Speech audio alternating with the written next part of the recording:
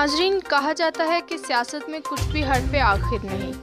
बाज़-औक़ात मुख्तलिफ़ किस्म के अहदो पैमा भी सियासत में आकर तोड़ने पड़ जाते हैं और बसा औक़ात कल के हरीफ हलीफ बन जाते हैं और हलीफ हरीफ बन जाते हैं। और ऐसा ही गुज़श्ता दिनों राना सलीम अपनी पुरानी रकाबत की वफ़ादारियाँ और अहदो पैमा तोड़कर अहमदिया हरात से जुदा हो गए और उन्होंने अपनी सियासी वाबस्तगी उनसे तोड़ ली है।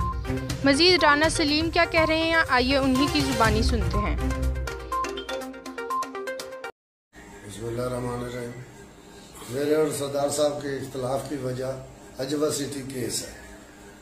उस केस में मैं मुतमिन नहीं, उसने ब्यूरोक्रेसी की मानते हुए उसमें हमें इंसाफ नहीं मिला।